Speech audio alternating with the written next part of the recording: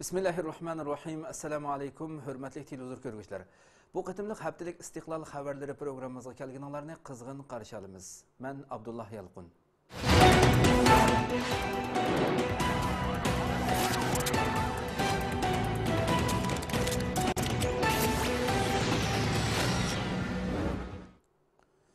Ma'arif cemiyetinde aylık söhbət yığını ötküzüldü.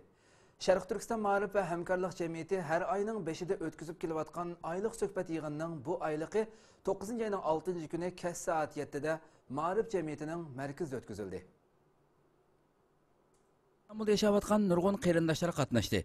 Söhbət yığınıga cemiyetinin baş katibi Abdulahad Abdurrahman riyasetçilik qildi. Yığın Kur'an-ı Kerim tilavat qilish bilan başlandı. Kur'an tilavatini cemiyetinin Safaköy şöbə məsulü Enver Qarım qildi. Keyin qeyrindaşlarga cemiyetning baş naziri Ustaz Abdulhakimxon Maqsum Hacim Sura Nisoda zikr qilingan Allah yo'lida jihad qilishning Allah buyurgan farz ibodat ekanligi haqidagi oxiratlikini hayotiy dunyoda setib olganlar Allah yo'lida jihad qilsin. Kimki Allah yo'lida jihad qilib shahid qilinsa va yoki jihodda g'alaba qilib g'ozi bo'lsa, biz uningga nihoyat cho'ng ajr ato qilamiz. Kichik bolalar, ayollar va erlardan iborat ojizlar, ey Allah, bizni bu yurtdagi ahli zolimlardan qutqizgin. Bizga sen vali bo'lgin va bizga sen o'zing g'alaba ato qilgin deb nola qilibsa, sizlar nima uchun ularning nola faryodiga yetib Allah yo'lida jihad qilmaysizlar degan va islom dunyosi bir asrning mobaynida amal qilishni targ'ib qilgan jihad oyatining mazmuni va hukmi haqida tafsiliy tushuncha berdi. Atlansa mayli shu xizmat jarayonida g'alaba qilaolsin, mayli mag'lub bo'lib ketsin, her işkili haletten Allah tarafından alaydı katta ecrinin berildiği bu bayan kıldı. Yani bu 74. ayetin tercümesi bu. Ayetin tercümesi. Yani bu iki cümlenin biraz izahlaş lazım. Birinci cümleden sen dünyaya aldanmay, madem ki cennetini, ahiretteki mengoluk bəxtini qoluk tevtilmekçi olsan Allah yolunda bu hizmetke atlaşın lazım deb Allah bunun buyruq qildi. U yana qeyrindaşlarının Allah'ның buyruqi qaysi, Qur'onning hukmi qaysi? Biz nima ish qilyapmiz? Qilayotgan ishimiz Allah va Allah'ның rasulining ko'rsatmasiga uyg'unmi emasmi? Qanday shaklda islomga va islom ummatiga xizmat qilishimiz kerak degan prinsiplar haqida o'ylanib beqishini tavsiya qildi. Keyin jamoat peshvosi Abduqodir Yapchan qeyrindoshlarga Sharq Turkistonning yaqinqi vaziyati va Sharq Turkistonliklarning nima qilishi kerakligi haqida nihoyat muhim so'zlarni qilib, Sharq Turkistondagi Xitoyparast mollalardan Qashqar Hetka jamiyasining xotibi Juma Tohir va Urumchidagi Abduraqibning va bu ikkisiga o'xshash satqullarning Sharq Turkiston musulmonlariga fatvo berish salohiyati yo'q. Bu xoin, munofiq mollalar Sharq Turkiston musulmonlari tomonidan qat'iy jazolanishi kerak dedi. U yana Qur'onda zikr qilingan 4 jinoyatning Xitoy tajovuzchilarida tepildiganligini uqtirib mundaq dedi. Birinchi Qur'onda Allah mushriklarni nejis dedi. Bu nejislik Xitoyda bor. Chunki u mushrik. Ikkinchi Allohni inkor qilganlar Qur'onda zikr qilindi. Xitoy o'zini yo'qdan bir qilgan va rizq berayotgan Allohni inkor qiladi. Uchinchi Allah zolimlarni zikr qildi. Xitoy dunyoda zolimlikda rekord yaratdi. Sharq Turkiston xalqiga zulm qilyotdi. Suriyadagi umumiy qatliamning orqasidami Xitoy bor. 4. Allah zulmni zikr qildi. Zulm degan boshqalarning haq huquqiga tajovuz qilish, mol mulkini bulang-talang qilish, yuz obro'yiga daxl tarif qilish, tuproqlarini istilo qilib olish qatorliq ishlarni o'z ichiga oladi. Bularning hammasi Xitoyda tepiladi. Bu 4 xil jinoyatdan birini sodir qilgan kishiga qarshi jihad qilish Allah tarafidan buyurilgandir. Xitoyda bu 4 xil jinoyatning birisi emas, balki hammasi tepiladi. Xitoy bugun bunu ölüm bilen tüketimiz dedi. 4. ayının 23. günüstün tatip yüz bergen Maralbeş'teki vaka. Torpanın Pişay yezdikildi için vakası. Aksu'nun 3 torpan Avat vakası. Ayköl vakası. Qağılık vakası. Qağılıkның yani yılqışı vakası. Qatarlık bu vakalar arkalık Xitay ey Allah'ın düşmanı, ey kafir melun, ey iblis, ey zalim, sana biz boy ekmeyimiz.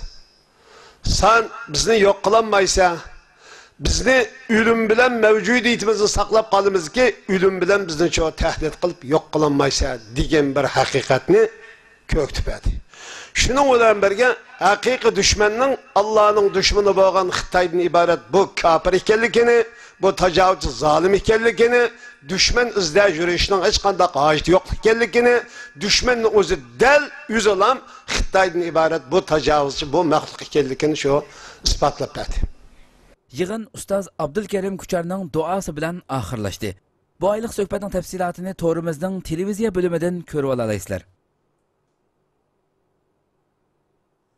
Erdoğan Birleşme İttifak qurishni o'ttirg'a qo'ydi. Türkiye Cumhuriyeti Baş Ministri Recep Tayyip Erdoğan G20 yuqori darajalik rahbarlar yig'iniga qatnashish uchun borgan Rossiyaning Sankt-Petersburg shahrida o'rinlashtirilgan axborot e'lon qilish yig'inida ayrim birlashma qurish plani borligini bildirdi. Yig'inga qatnashgan hamma rahbarlarning Suriyaga harbiy harakat elib berish masalasida fikr birligi hosil qilishini talab qilgan Türkiye Baş Ministri Recep Tayyip Erdoğan Birleşken Devletler Teşkilatı'nın Suriye'ye harbiy kuch ishiltishiga qarata qaror almagan ahvol ostida 3-5 devletlik bir birleşme ittifaqi qurilishini plan qilayotganligini so'zildi.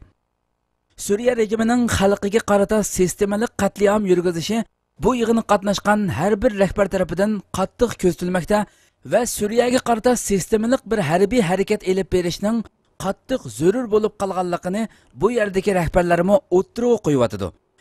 Albatta bu harbiy harakatning qandoq, nima uchun deb so'ralishi Birleşken Devletler Teşkilatı'nın dokulat berishi va bu doklatlarga tayinib bir qadamning olg'a besilishining bu yerda texmo ahamiyatga ega ekanligi nuqtasida bir yiqilish bor degan Erdo'g'an Suriyaga birlikda harbiy kuch ishiltish uchun hozirgacha bir qaror elinmaganligini bildirib, bu yerda mushu vaqtning o'zida ma'lum bo'layotgan ifodalarga qaraganda Birleşken Devletler Teşkilatı Amanlık Saqlash Hay'atining qaror olmaganligiga asosan Suriye rejimiga qarshi haqiqatan bir harbiy harakat bo'lmaydi. Lekin o'rinlashtirg'ili bo'lgan bu birlashma ittifoq kuchining birlikda harbiy harakat elib berishi mumkin bo'ladi. Bu birlashma ittifoq kuchlari 3 davlatdan bo'lsin bo'ladi, 5 davlatdan bo'lsin bo'ladi. Muhimi mushundaq bir kuch qurib chiqqili bo'ladi. Rossiya va Xitoy bilan mushu vaqtning o'zida suhbat elib beryapmiz. Bu suhbatimiz yana davom qiladi. Ularning xususan Rossiyaning ximiyalik qurol masalasida kallasiga taqalgani ximiyalik qurolning ishlatilganligiga aloqador paket bor. Ammo ikki tarafning qaysisining ishlatganligining aniq bo'lmasligidir. Rossiya texcha ximiyalik qurolning yana Bashar Asad tarafidan ishlatilganligini qabul qilolmayotdi dedi. Xitoyning Suriyaga harbiy mudohalaga qarshi turishiga Iran nefti va Uyg'ur mujohidlari sabab bo'lmoqda ekan. Dunyo xabar to'rining xabar qilishicha, Suriya masalasida Xitoyning Rossiya tarafida turishiga Irandan kelayotgan neft bilan Suriyada jihad qilayotgan Uyg'urlar sabab bo'lmoqda ekan. G'arb davlatlarining Suriyaga qarshi hujum qilish planiga Xitoy to'sqinlik qilmoqda. G20 yuqori darajalik rahbarlar yig'iniga qatnashgan Xitoy Moliya ministrining yordamchisi Chu Guangyi Suriya rejimiga qarshi xalqaro hujumning dunyo iqtisodini o'ngsizlikka uchratadiganligini va neft bahosining o'sib ketishiga sabab bo'lganligini ilgari surdi. Rossiya Pravda gazetiga so'z qilgan mutaxassislarning ko'z qarashicha Beijing doiralarining Asad rejimi bilan maxfiy kelishimi bor bo'lib, Xitoy doiralari bu kelishimdagi shartlarning muhofazat qilinishi uchun kuch sarf qilmoqda ekan. Obzorchi Liu Liuko Xitoyning Asad rejimiga yordam qilishining orqasida iqtisodiy manfaatlardan ortiqroq Sharq Turkiston mustaqilchilarining bo'lishidir dedi. Liuko Al-Qoida tashkilotining Suriyadagi urushgan Uyg'urlarning yordam qilishini talab qilganligini ilgari surib, Uyg'urlarning harakatidan ansirgan Beijing doiralarining urushdan uzoq turishga tirishayotganligini o'ttirg'a qo'ydi. Obzorchining ko'z qarashiga ko'ra, G'arb davlatlari Isroiliya va Saudiya Arabiston qatorliq Arab o'rta sharq davlatlarini balqonlashtirishning ko'ydi ekan. Maqsadi bo'lsa bu davlatlarning yiqilishi va ularning o'rniga irqchilik, diniy va farqli qabilalarga uyg'un bir shaklda yangi kichik davlatlarning qurilishi ekan. Xitoy planning texmo kengayishi va Osiyo qit'asining boshqa rayonlarida elib berilishining mumkinligini o'ylab, qattiq andisha qilmoqda. Ayrim qilib aytganda, Liuko Liviyadagi xalqaro harbiy harakat natijasida 75 Xitoy shirkatining Liviyadagi faoliyatini to'xtatishga majbur bo'lganligini ta'kidlagan. 2011-yilning boshlarida 36 ming Xitoy Liviyada ishlagan va 18 xil farqli kelishim tuzgan bo'lib, Kelishimlarning jami qiymati 8 milliard dollar bo'lganligi ilgari surilmoqda. Buningdan boshqa yana Xitoy o'zining neft ehtiyojining %20%ni Irandan qamdaydigan bo'lganligi uchun Suriya rejimini qo'llayotgan Iranning Xitoy bilan bo'lgan munosabatlarimi Xitoyning xalqaroning Suriyaga qarshi harbiy mudohala qaroriga to'sqinlik qilishiga sabab bo'lmoqda ekan. Türkiye Dini İşlam Ministeri Mehmet Görmez Şarkı Türkistan'a bardı. İşgali ostidagi vatanimiz Şarkı Türkistan'a ziyoratga borgan Türkiye Dini İşlam Ministeri Profesör Doktor Mehmet Görmez hamrohligidagi hay'at a'zolari bilan Urumchiga yetib bordi va Urumchidagi Qo'rchoq vali Nurbakir bilan ko'rishdi va atalmış İslam institutini ziyorat qildi. Xabarda ma'lum bo'lishicha, Sharq Turkistondagi Xitoy doiralari tunji qatim Türkiye Dini İşler Ministerlik tarafidan Sharq Turkistonga ziyoratga borgan Görmezning Urumchidagi atalmış İslam institutini ziyorat qilgan vaqtida uningga Xitoy doiralari tarafidan tayinlangan mas'ullardan diniy zot to'niga o'rnab olgan milliy munofiq Abduraqibni ma'lumot berishga qo'shib qo'ygan. Abduraqib diniy to'niga o'rnab olgan sepi o'zidan milliy munofiq bo'lib, Sharq Turkiston musulmonlarining Xitoy tajovuzchilari tarafidan ezilishiga turtkilik rol o'ynab kelmoqda. Öy kirib musulmon qiz ayollarining yuzini echishga uringan g'olchilarga qarishlik qilgan vijdonliq va iymonliq Sharq Turkiston o'g'lonlarini terrorchi, ularni musulmon degili bo'lmaydi degandek fatvolarni berib, Xitoy tajovuzchilariga bo'lgan g'olchiligini voyaga yetkazib kelgan milliy munofiq Abduraqibning bu qatimmi Turkiya Dini İşlam Ministeri Mehmet Görmezga tajovuzchi Xitoy doiralari sizib bergan sidiq bo'yicha ma'lumot berganligida shak yo'q. Xabar mazmuni qaraganda Sharq Turkistondagi atalmış İslam institutining muhim ahamiyatga ega ekanligini ta'kidlagan Görmez, islom jaholatni qabul qilmaydi. Shu sababdan islomiyatdan ilgirki davrlarni jaholat davri deb ataydi. Din inson uchun suv va havoga o'xshash tabiiydir. Lekin bu din to'g'ri shaklda o'rgatilmagan, xato tushuntirilgan va xato tatbiqlangan zaman tabiiyligidan chiqib ketadi. Dinning to'g'ri shaklda tushuntirilishi, to'g'ri muhokama qilinishi va to'g'ri tatbiq qilinishi sog'lom bir diniy tarbiyadan hosil bo'ldi degan. Sinflarni ziyorat qilib, o'quvchilar bilan suhbat elib borgan Görmez, ilm nuri bo'lmagan yerlar qorong'ulik bo'ladi. Qorong'ulik degan so'z arabchadagi zulmat degan so'zdir. Zulmat bor yerda zulm bo'ladi, zolim bo'ladi, mazlum bo'ladi degan. Xabar deyilishicha, Turkiya Dini İşler Ministeri Görmez Urumchidagi ko'rishmalarini oxirlashtirgandan keyin shu kuni kechda Beijingga ketgan. Bu qatimqi ziyorati o'tgan yili Turkiya Dini İşler Ministerligi bilan atalmış Xitoy Islom jamiyati o'rtasida imzolangan protokolga munosabatlik tunji qatim Xitoy chegara ichida Qur'oni Karim besish, diniy ta'lim-tarbiya kitoblarini nashr qilish va diniy xizmatlar elib berish haqidagi kelishimlar amalga oshirilgan. Görmez Beijing ziyoratidan keyin bu qatimqi ziyoratning eng muhim davom bo'lganligi ilgari surilgan Ningxia Tungan musulmonlar rayoniga boradi ekan va Xitoy arab yarmankasiga qatnashadigan. Xitoy doiralari Sharq Turkiston musulmonlarining diniy ta'lim-tarbiya elishiga butun kuchi bilan qarshi turmoqda. Mana shunday dinga va Sharq Turkiston xalqiga, jumladan butun musulmonlarga o'chmanlik qilib kelayotgan Xitoy doiralari dunyo musulmonlarini aldash, bo'libmi Turkiya Dini İşler boshqarmasining ko'zini bo'yash uchun Qur'on besish, diniy ta'lim-tarbiya kitoblarini nashr qilish va diniy xizmatlar elib berish deganga o'xshash nomi bor jismi yo'q faoliyatlarni elib bormoqda. Ishg'olchi Xitoy doiralarining bu razil iflos maqsadining amalga oshishi uchun Juma Tohir va Abduraqibga o'xshash sepi o'zidan milliy xoin va e'tiqodiy munofiqlar turtkilik rol o'ynamoqda.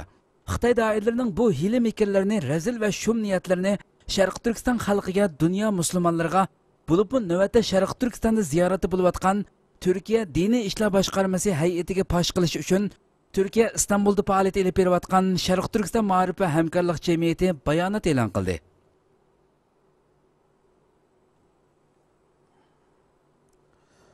Hurmatli televizorchilar, biz bu vaqtda İstanbulda faoliyat olib berayotgan Sharq Turkiston ma'rif va hamkorlik jamiyati raisi Hidoyatulloh O'g'izxon apandi bilan suhbat olib boramiz, telefon suhbati. Assalomu alaykum. Aleyküm selam. Qanday ahvollar Hidoyatulloh O'g'izxon apandi? Salomatulloh. Aldı bilan ziyoratimizni qabul qilganliklari uchun ko'pdan-ko'p rahmat aytamiz. Rahmat aytaman. Hurmatli Hidoyatullohjim, sizlarga ma'lum Mehmet Görmez Türkiye Dini İşler İdaresi boshlig'i. Mehmet Görmez Sharq Turkistonda ziyarati bo'ldi. Hamda mushu ziyoratda sizlarcha bizga bu qatimliq buning ziyoratida Sharq Turkistonga qanday salbiy va yoki ijobiy tarafi bor bu ziyoratniki, buni oldidan bu vaqtda bir fikrlarni bayon qilib qo'ysizlar. Elbette bu ziyaretlerninki icabi taraflı buluşu mümkün. Bunun menfi tarafları hem var. Biz bu ondan buran şunu deyimiz ki Şarkı Türkistan 65 yıldan beri dünyanın gözünü jırak tömür sandıkı silip yoşurup saklavatkan bir devlet, bir zemin, bir toprak. Ve 35 milyonga yakın Şarkı Türkistanlık Müslümanlar yaşavatkan. Xitayninki zulüm, işkencelere dünyada misli görülmegen seviyede ilip berilevatkan, depsende kılınavatkan, kırgınçılık kılınavatkan, dini, itikadi, milli medeniyeti hemen nesi depsende kılınavatkan bir rayondan söz kılavatımız. Xitayninki bu hilin eyranlarını çeteldeki devletler ve heyetler asan bilenmegellik için Mehmet Görmez Efendi'nin ama Şarkı Türkistan'a bir şey Şarkı Türkistan'a içilgan bir tüşük, bir uçuk, bir kama hesaplansa bu elbette bunun icabiyeti ve boğanını köreleydi o kişiler bilen görüşüş arkalık olsun mu? Hiç olmasa özelliğe bulanamı bir dadil bir karaşka, ilgi bulaşıkla paydası bulundu hep karayımız. Ama lakin Xitayninki hilin eyrançı, yalğançı, kezzap boğanlık için biz yanıla bula Xitayga aldınıp kitemdiki degen endişide. Çünkü bula verip biz Şarkı Türkistan'da Kur'an basımız, okuvçılarını Türkiye'ye gelip okutumuz degen okşaş bazı bir mesele gün tertipki kelgelikini anlavatımız. Ve de mesele nimo degende Şarkı Türkistan'da Müslümanlar ihtiyacı yok. Şarkı Türkistan halkı bu Kur'an'ı İslam dünyasından nurgun başka devletlerden ihtiyaçlarını kamdap kelivatıdı. Xitay mı bu noktada bazı bir özgürüşlerini kıygan bolsunma halk ammasında köp söz çöçekke sebepçi boğan Kur'an tercümesi mi hem oturdu ba. Ve de ki mesela Şarkı Türkistan halkının Kur'an besilişiğe boğan kengçilik emez, Şarkı Türkistan halkınınki dininin depsende kılınıp kılınmavatkallığı. Şarkı Türkistan'da yeni Kur'an-ı Kerimler besilsi mi onu kanda okuydu. Biz bu doğruda Mehmet Görmez Efendi'ye hediye yazdık, dokulatlarını sunduk.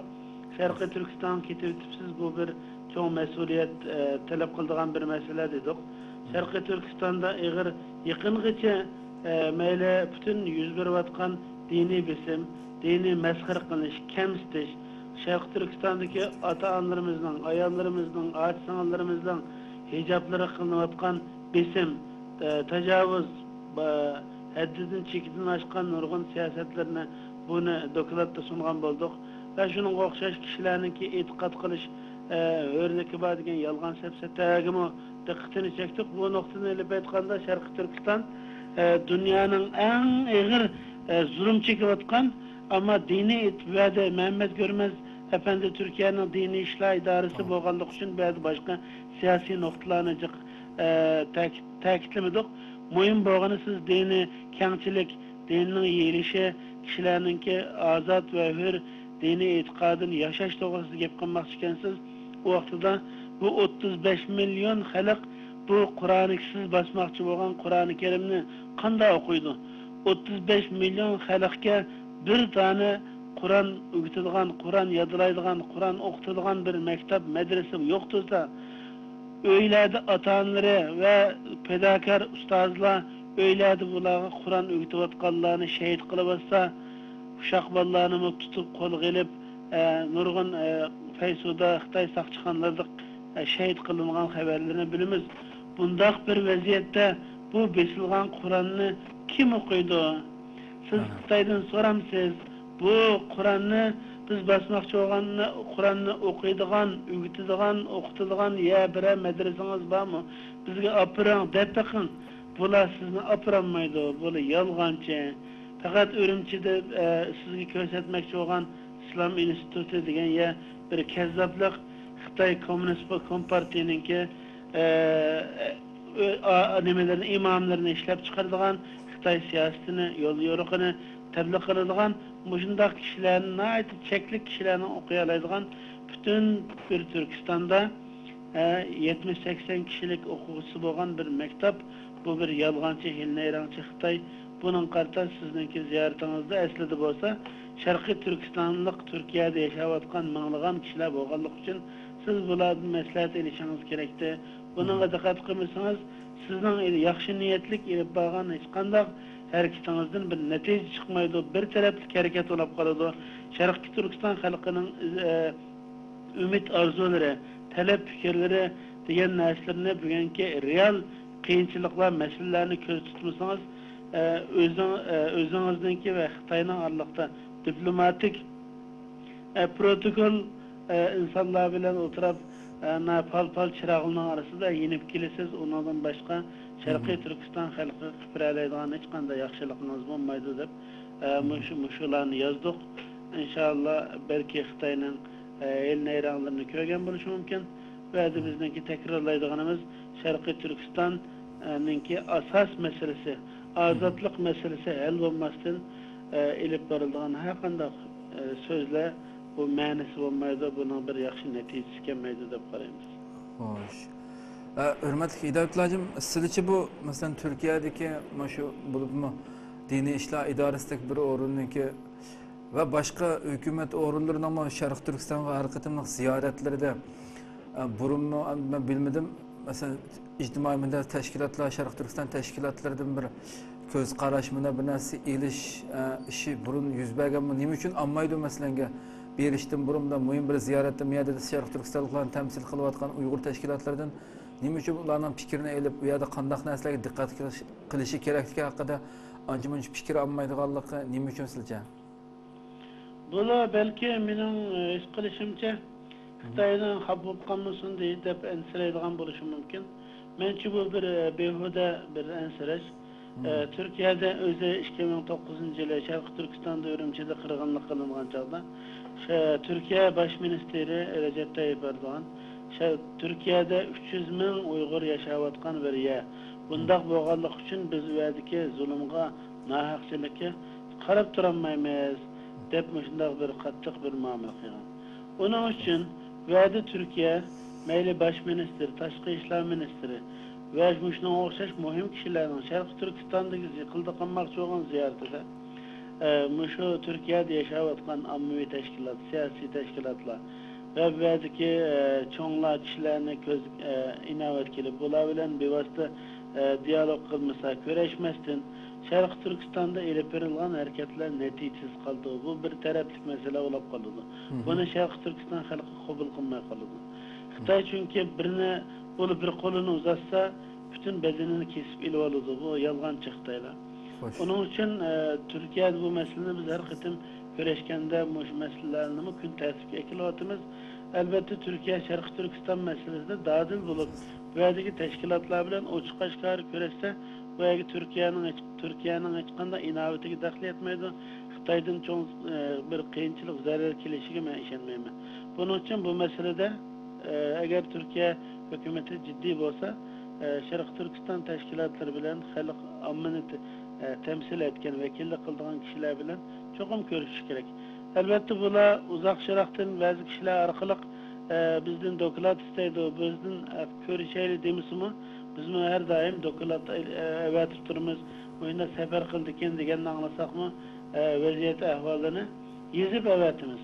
Endi o 100 turani ko'rishganga yetmaydi. Bunun için bundan keyingi tecrübelerde muşulardan faydalandı deb qaraymiz. Çünkü Xitoy bilan Türkiye münasebeti başlangandan beri Xitoy jiq tutuvatıdı, Xitoy jiq mal usul ilıvatıdı, ticaretde olsun, siyasette olsun. Türkiye bir kadem alsa, ola 10 kadem elip jiq faydalanıvatıdı. Bunun belki Türkiye görüyotgan bo'lishi mumkin. Xitoyning ki sadaqatsiz, samimiyetsiz, ishonchsiz, adil olmagan namert bir devlet ekenligi dünya siyasetinde, Suriye meselelerdeki tutkan vaziyette, münafık siyasette bunun hemmesi Xitoyning ishonchsiz bir devlet ekenligini o'tirib qo'ydi. Bunun için Türkiye hükümet erbapları olsun ve şuna o'xshash mushunda diniy zotlar bundan keyin Sharqiy Turkiston meselesinde bir narsa demoqchi bo'lsa, bir ish qilmoqchi bo'lsa, Sharqiy Turkistonliklar vakillerini qabul qilishi va ularning og'ziga qarashini umid qilamiz. Köptün köp rahmet etimiz, nəhayət qimmatli fikirlərini bələ, hörmətli Hidayətullah Oğuzhan efendim. Rahmet sizə, rahmet sizə. Pakistan Taliban bilan yarışış üçün əməli hərəkətə ötdü. Pakistan hökuməti Taliban bilan yarışış planının əməlgə eşishini namoyon qilish uchun 7 nafar Taliban a'zosini qo'yib berdiganligini jakarladi. Pakistan Tashqi ishlar ministrligi yarışış planının əməlləşishiga hassa qo'shish uchun 7 nafar Taliban a'zosini qo'yib berdiganligini e'lon qilgan bo'lib, qo'yib berilganlarning orasida Taliban yuqori darajalik rahbarlaridan Mansur Dadullah ismli birining borligi ilgari surilmoqda. Ma'lum bo'lishicha, Beluchistonda tutilib qolgan Mansur Dadullah tutilib qilishdan ilgari Janubiy Afg'onistonda 4 rayonning askariy rahbarlik vazifasini o'tagan rahbar ekan. Tutilib qolgan Taliban a'zolarining qo'yib berilish qarorining Afg'oniston raisi Hamid Karzayning o'tgan oy oxirida qilgan Pokiston ziyoratidan keyin e'linganligi hammaning diqqatini tortmoqda. Ilgari Karzayning Pokistonga yarışishni qo'lga keltirish uchun kelganligi e'lon qilingan edi. Pokiston raisi Nawaz Sharifmo shu vaqtdagi uchrashishlarda Afg'oniston ichki vaziyatining muqimligi uchun yordam qilganligini aytgan edi. Shu sabablar tufayli Pokiston tarafidan aytilgan bu yarışish qadamining Afg'oniston bilan bo'lgan ziddiyatlik munosabatlarining hal qilinishida muhim rol o'ynaydiganligi bildirilmoqda. Yana bir tarafdan bu yil 5-dan hozirgacha 26 nafar Taliban a'zolarining qo'yib berilganligi ilgari surilmoqda. Erdo'g'an Suriyaning ahvoli Asaddan keyin nihoyat yaxshi bo'ldi dedi. Turkiya bosh ministri Rajab Tayyip Erdo'g'an har qanday ahvol ostida Suriya ahvolining Bashar Asaddan keyin nihoyat yaxshi bo'lib ketganligini ta'kidladi. G20 yuqori darajalik rahbarlar yig'inidan keyin muxbirlarni kutib olish yig'inida so'z qilgan Erdo'g'an ularning diqqatini Suriyada yuz berayotgan oxirgi voqealarga markazlashtirganligini uqtirdi. Erdo'g'an mundaq dedi: "Bu masalada bir ozg'unlik holat bor. Hammasining butun diqqati ximiyalik qurol hujumiga markazlashgan bo'lib, ximiyalik qurol hujumidan ilgari o'ldirilgan 100 mingdan ortiq kishining o'limi bilan hech kimning kori yo'q. Ximiyalik qurol orqali qilingan qotillik bilan tanka va urush aeroplanlari orqali qilingan qotillikning hech qanday farqi yo'q" degan Erdo'g'an mundaq tushuncha berdi. O'ldirishda ximiyalik qurol ishlatgan odam jinoyatchi hisoblanib, tanklar va aeroplanlarni ishlatgan va 7 million insonni yurt makonidan ayrilishga majbur qilgan kishi jinoyatchi hisoblanmamdi. Suriya rejimining sodir qilayotgan umumiy qirg'inchiligiga nisbatan g'arb allarining tutgan pozitsiyasini qattiq inkor qilgan Erdo'g'an mundaq dedi: "Bir arzimas dengiz pili uchun butun dunyoni tik turg'izgan bu davlatlarning 100 ming kishining o'ldirilganligiga quloq yupirib turgan pozitsiyasidan nihoyat hayronman. Suriyada Asad og'dirilgandan keyin yuz beradigan Suriya sharoiti haqida tashvishlanishga boshlaganlarning savoliga javob bergan Erdo'g'an mundaq dedi: "Ba'zilar Asad yo'qolgandan keyin Suriyada yuz beradigan Suriya sharoiti to'g'riliq savol qo'ymoqda. Bu savolning javobi nihoyat oddiy. Suriya ahvoli Asaddan keyin hozirga qaraganda texmi yaxshi bo'ladi. O'zining xalqini ximiyalik qurol va bombalar bilan o'ldirgan zolim rejimning yo'qolishi bilan xalq ahvolining uzunga qolmay yaxshilanadiganligida hech qanday shak yo'q." Hindistonda musulmonlarga qarshi hujum elib berildi, 28 kishi hayotidan ayrildi. Hindistonning Muzaffar Nagar atrofida musulmonlarga qarshi elib berilgan sistemli hujumda 28 kishi hayotidan ayrildi. Hindistonning shimolidagi Muzaffar Nagarda hindularning musulmonlarga qarshi elib borgan sistemli hujumida 28 kishining hayotidan ayrilganligi bildirildi. Hindiston soqchilari Uttar Pradesh rayonidagi Muzaffar Nagar atrofidagi kentlarda hafta oxiri musulmonlarga qarshi sistemli hujum elib berilganligini, 28 kishining hayotidan ayrilganligini, keyin ba'zi kishilarning g'oyib bo'lganligi xabarini olganligini uqtirdi. Qo'l telefonlari va ijtimoiy axborot vositalarida tarqatilgan gap so'zlarning bu vahshiychilikning qattiq bostirilishiga turtki bo'lganligini ilgari surgan soqchi mas'ullari to'qinishlarning orqasidan rayonda ko'chaga chiqishning cheklanganligini ta'kidladi.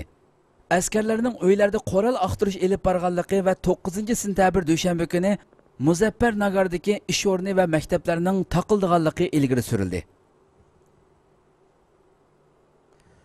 Rossiya Suriya masalasini Shanxay hamkorlik tashkilotiga ko'tarib kelishga urinyotdi.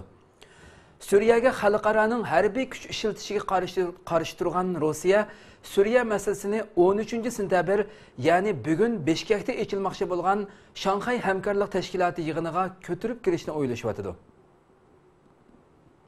Suriya Bashar Asad rejimiga qarshi harbiy kuch ishlatish harakatiga qarshi bo'lgan Rossiya 13-sentabr Bishkekda elib berilgan Shanxay hamkorlik tashkiloti yig'inida kuchli siyosiy qadam tashlashga hozirlanmoqda. Shanxay hamkorlik tashkilotining dialog sheriki bo'lgan Turkiyadan boshqa butun a'zo davlatlar Suriyada Bashar Asad rejimiga qarshi harbiy kuch harakatiga qarshi Rossiya raisi Vladimir Putin qaytildigan bu yig'inda Iran, Hindiston va Pokistonning to'liq a'zo bo'lishi taxmin qilinmoqda. Putin yig'in asnosida tunji qatim Iran Cumhur raisi Hasan Ruhani bilan ikki tarafli ko'rishma elib boradi. Shanxay hamkorlik tashkiloti yig'ini bilan munosabatli so'z qilgan Rossiya tashqi ishlar ministrining yordamchisi Igor Morgolov Suriya masalasining yig'in kun tartibida bo'ladiganligini, a'zo davlatlarning o'zaro bak yaqin pozitsiyada bo'lganligini aytdi.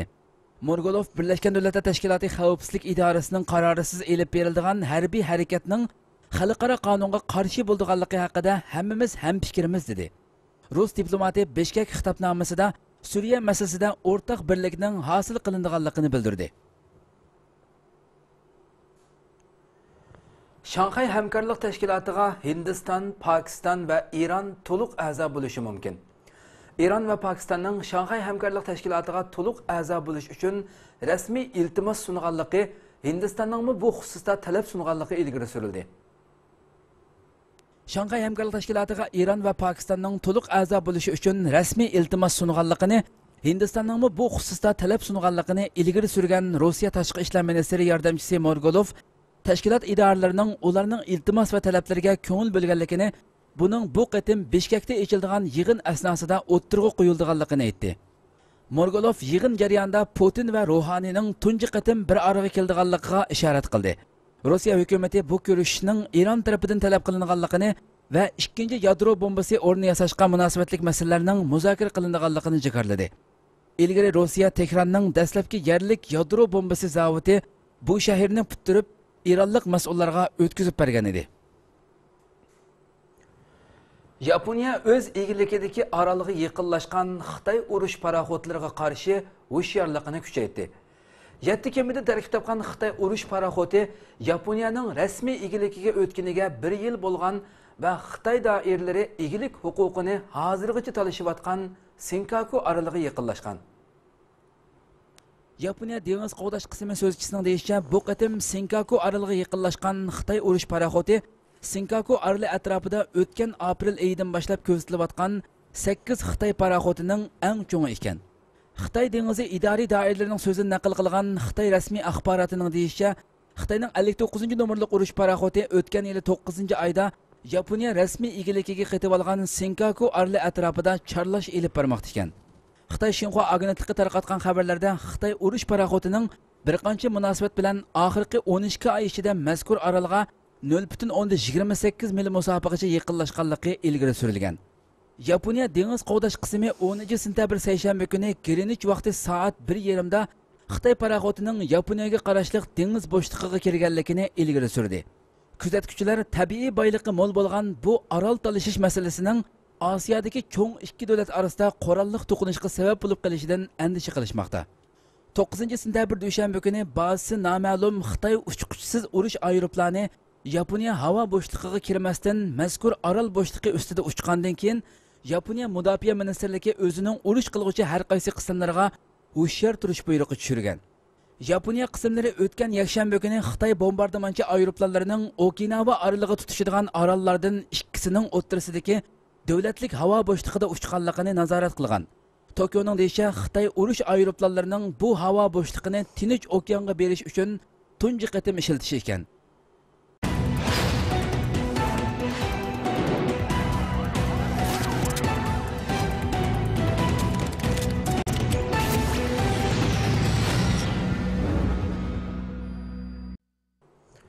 Hürmetli televizor ko'rguvchilar, shunda qilib bu qatimliq haftalik istiqlol xabarlari programmamiz mushu yerda oxirlashdi. Kelar qatimqi programmamizni ko'rishgacha sizlarni janobi Allohga topshiramiz. Assalomu alaykum va rahmatulloh.